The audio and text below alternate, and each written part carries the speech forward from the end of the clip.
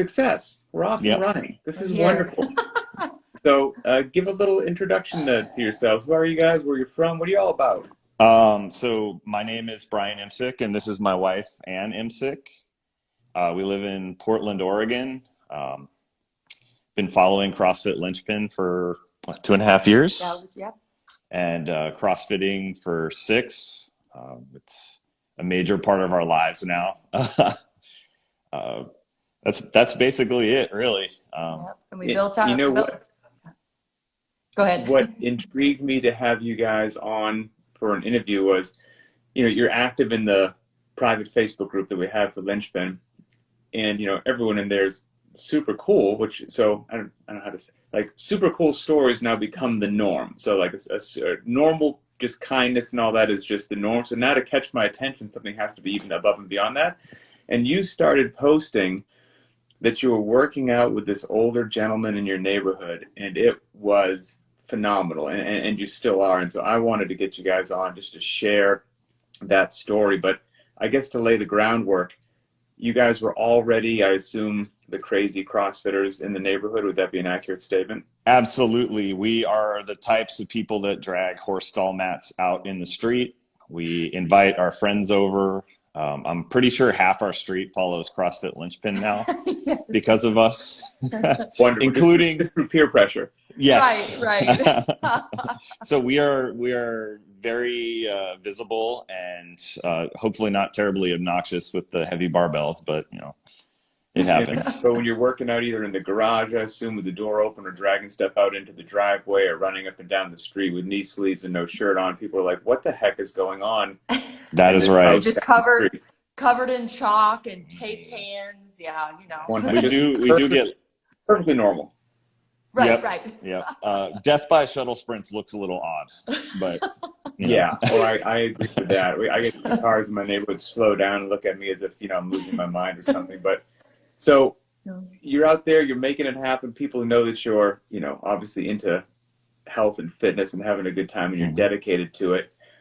You've got an older neighbor, from what I assume, that you knew well before he started joining you for workouts, right? Right. Or I should say, until you coerced him into working out, which is wonderful. So what was the situation that led you from just having an older neighbor that is just your neighbor to somebody that you're like, I'm going to try to help this individual's health and fitness? What was causal to that? There's a lot of things. You never know who's watching you. So you're setting an example for people. Mr. John, he's in his 70s. He's a Vietnam vet. Worked, I think, for Freightliner all his life and as a machinist on truck parts. And he had a knee replacement. And first I helped him rehab from that. And that's just PT stuff and bands. And during the shutdowns in 2020, all the gyms were closed. So we had to do Murph. And I only have one pull-up bar and one set of rings. So we had maybe 8 people over, and we all did Murph. As you can tell, that's quite a long day if you can only go 2 at a time. In heats. Yeah, so we had a lot of people running alone, and Mr. John got it in his truck and drove our mile route, cheering us on. Really? Yes. So that was probably the start of it. Oh, that's pretty darn cool. Yeah. And so, we're continuing to do our thing. And he mentions to me one day, I've been imitating your moves, in his bedroom or his living room while we're out working out, trying to kind of mimic that. And we were having a discussion, and I had learned that he fell and he couldn't get back up. He had to crawl all the way across the house to get something sturdy enough to brace and oh, no kidding, to stand up. So at that point I said, how long ago was that? This was about 4 months ago. Okay. And so I say, hey, Mr. John, that's not acceptable. Would you like to train with us? I never said I want to train you. I said, you're going to train with us. I like that wording. Yeah, that's a good point. And so one of the conditions of, using my garage gym is you have to do what we do. So that's CrossFit Linchpin, and we'll scale it appropriately. And I gave him the whole spiel about, I think it's a Glassman quote about, the needs of a grandfather and an Olympic athlete are the same. They just vary in intensity. Right. 100%. And it made, really good sense to him. But I also gave him the condition that if I were to, get him moving again, he has to give up drinking soda. Okay. And he did. So cold turkey. Good for him. Now, is that something that was obvious? Did he always have a soda in his hand? Was it pretty apparent that he was addicted to it, or did you dive into his nutrition a bit? Well, I probably dove into his recycle bin because we live right next to each other. So, you know how that works. That's awesome. But he had a serious habit, you Yeah. could tell. Yeah. Okay. And Mr. John is a great neighbor. We all love him. He helps us all so much. He has every obscure tool to repair. You want these people to stay around because you love them. And that, I was going to say, based upon the fact he said that he was a Vietnam vet and then what he did for an occupation for the rest of his life, it doesn't sound to me like Mr. John is scared of hard work. No. Yeah, that makes sense to me. So you extend this offer to him with the condition of the no soda. That's right. 100% says good to go. And what happens? Now you have this gentleman that I assume has been inactive for a very long time. He's in his 70s, recently had a fall, has some knee issues. He wanders into your garage, your driveway. Or how did it go? Sorry. Oh, no worries. I was saying, so, you get this individual that's been inactive for a very long time, and, he shows up day one in your driveway. Are you like, oh boy, what did I get myself into? What did that look like? Well, first the words he said when I told him he was training was, "Yes, drill sergeant, sir." That's awesome.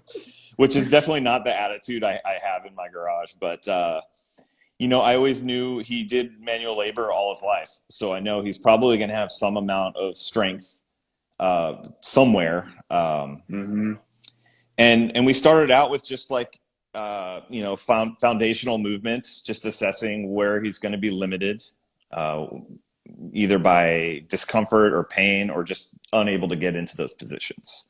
Right. So obviously, if he can't get up, you have some idea where some of that weakness is from. So we started with the burpee, which is getting down under control and getting back up. I mean, literally life-saving and critical to somebody in his phase of life. That's right.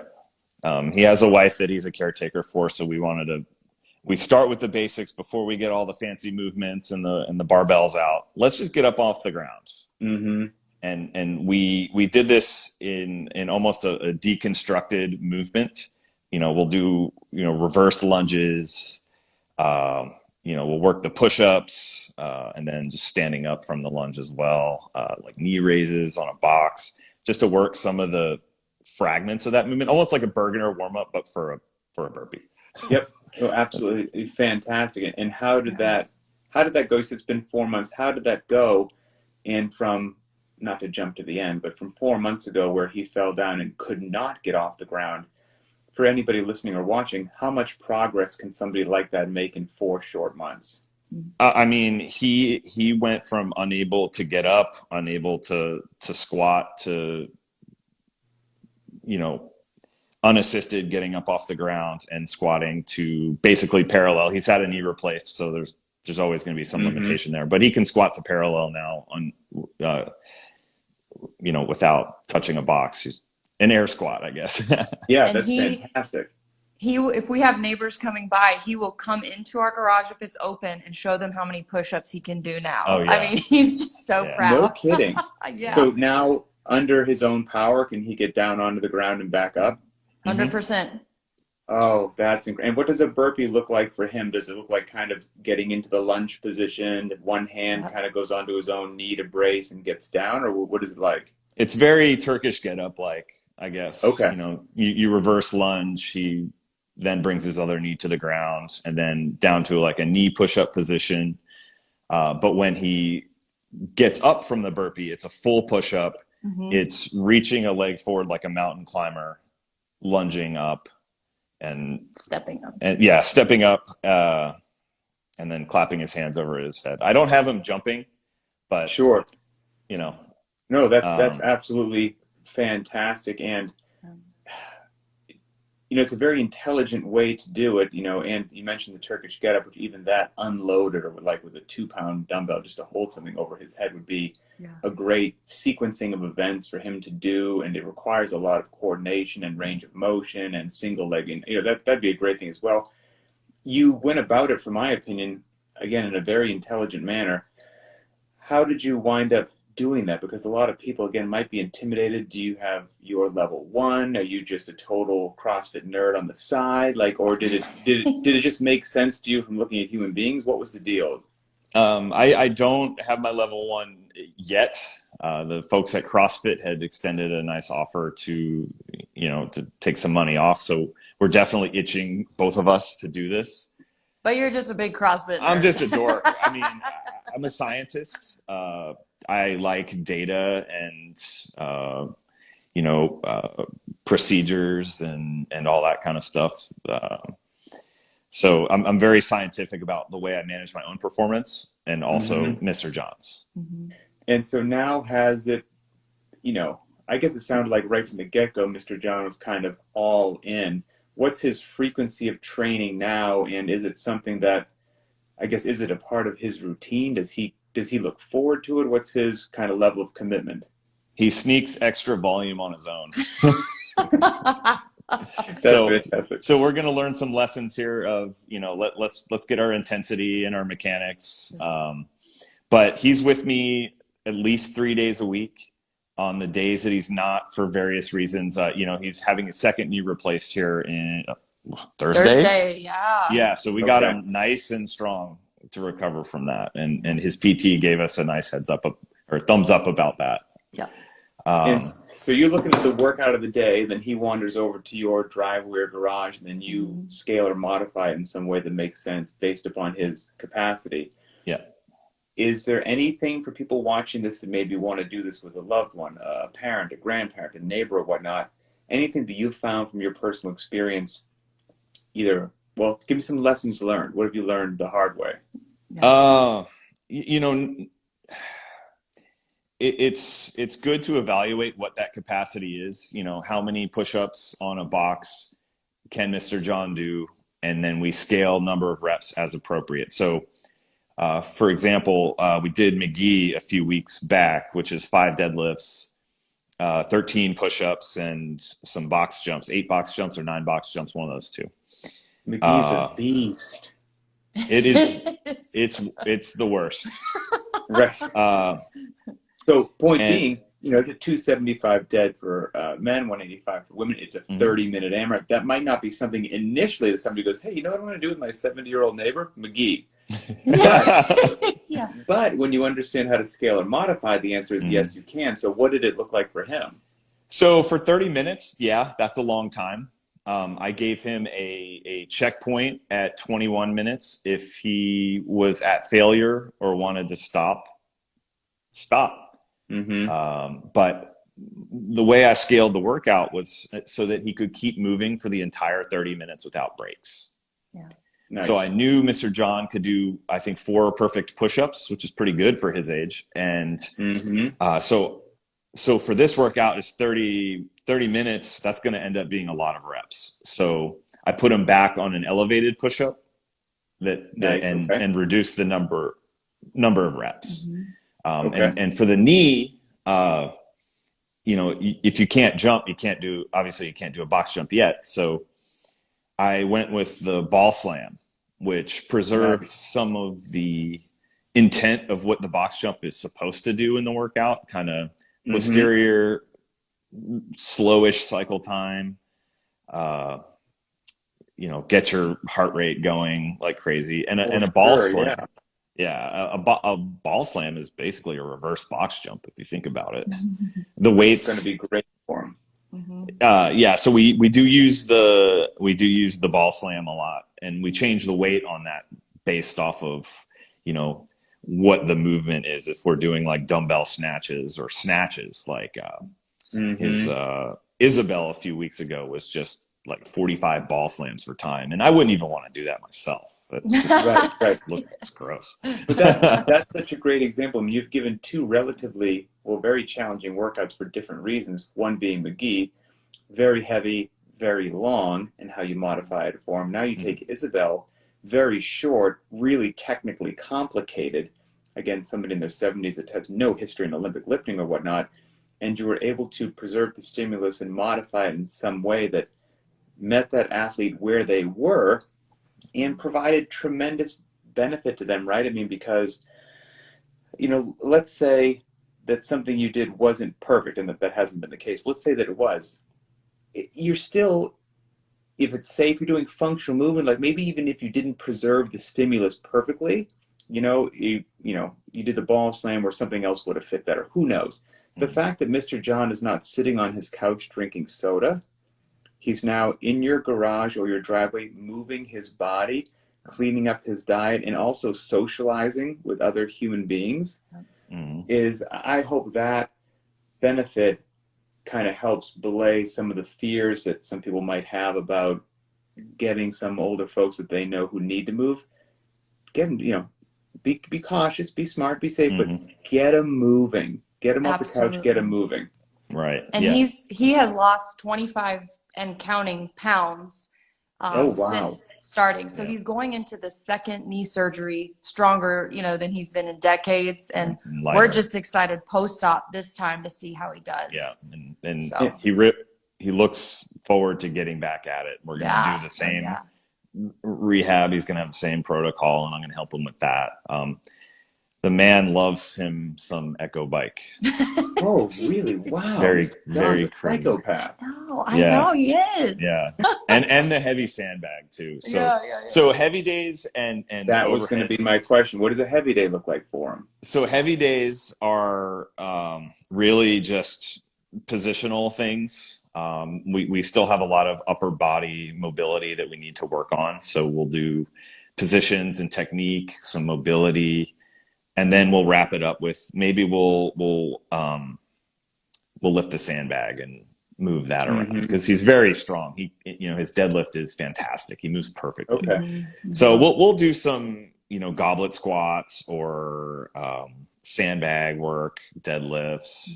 But before that, before we do some of the overhead and some of the weighted pressing, we need to work on some of that mobility.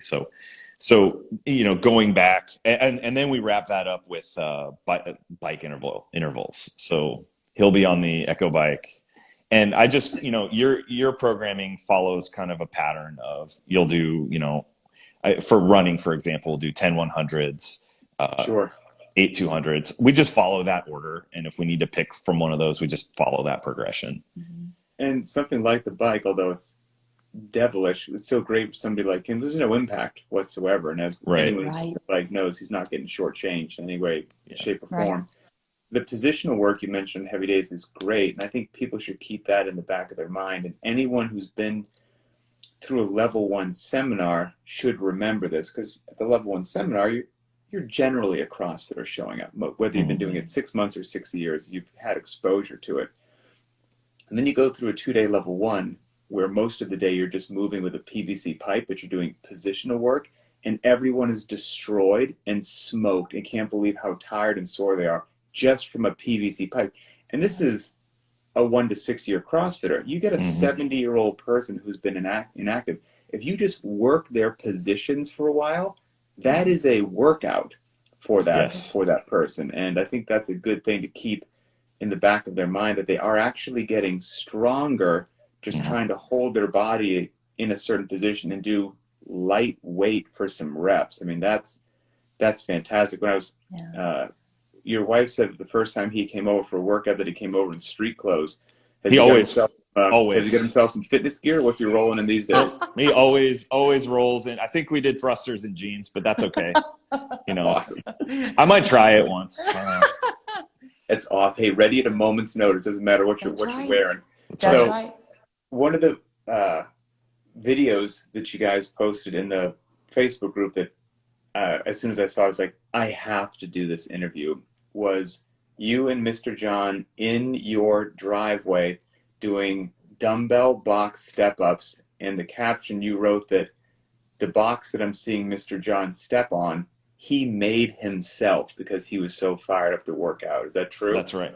Yeah, he had some extra lumber, and he made, I think it's 12, 14, 16 or something like that. You know, something that he can comfortably step up onto with a little bit of weight. The router work is incredible. He's got the handles on the side to like put your hands into. Like, he didn't just make a square box. It looks legit. The seams are perfect. I mean, he's a very talented woodworker, so he should go into business. I was gonna say, no joke. That's incredibly cool. Well, I've been vocal about this before. These stories, I'm obviously very happy that, you know, you and your wife's fitness is improving and you're happy and all that. But when I hear these stories about paying it forward and starting to spread the word, and somebody like Mr. John, who is going to have, I mean, you two are going to have an improvement in your quality of life, but what's going to happen to Mr. John's quality of life compared to just 4 months ago, and the human being that he'll be in 6 months from now, it's some of the coolest stuff that I see in CrossFit. And so I guess kind of in closing, if there are people out there, like I said, looking to maybe go down this path, any parting words of wisdom, advice, or anything, anybody looking to do this? I mean, it's been incredibly worth it. You know, I have somebody watching me move and mimicking me and the instructions I give him. So I had better move with virtuosity. It costs me no extra time or very little extra time to actually train with this person. He will give me a run for my money if, you know, he can run that Echo bike pretty fast. That's awesome. So yeah, it's been worth it. I get a little bit of extra positional work and technique work myself. So I'm getting better and he's getting way better. And I think it's just to not be scared to take that on, to just, like you said, he just comes in off the street, this, you know, almost, you know, considered geriatric human, and to just not be afraid if somebody has that older parent or grandparent. You know, we said no ego, you know, just come in and there's no judgment. And, you know, he got hooked pretty quick. So it's, you know. It works, you know, and people think that if you're outside the CrossFit community or you haven't been exposed to stories like this, people might think that we're exaggerating or using hyperbole or whatever it happens to be. But for anybody, but especially somebody like Mr. John, functional movements scaled appropriately, you know, whatever amount of intensity makes sense for him, variance, it is literally like a fountain of youth to just turn back the hands of time, almost like nothing else can. He's not going to get that out of a bottle that he fills at the pharmacy. It's just going to come from some good decisions and some hard work, moving some external loading, moving his body. And if he sticks with it, he'll be a different human being. I think he will stick with it. And he is telling all of his friends, so I might have a thing going on. I was going to say, you be careful. You're going to get yourself a private training gig on the side here. Yeah. We're definitely going to make him sign up for the Open, too. Oh, he is definitely doing the Open. That was another thing, yeah. Yeah. That's so cool. Well, I, again, thank both of you for being such wonderful, positive members of Linchpin and sharing Mr. John's story. And I just, please keep us updated in the Facebook group as to what he's doing. There's some of they just brighten my day when I see him. Oh, yeah. Yeah. You know, thank you for providing a wonderful program and having us on. And, you know, it's been wonderful, you know, doing this. Yeah. All right. Well, hey, try to find some sunshine down there in Portland. We'll try. Yeah. All right. You guys have a good day. You too. Thank you. Bye. Bye. Bye.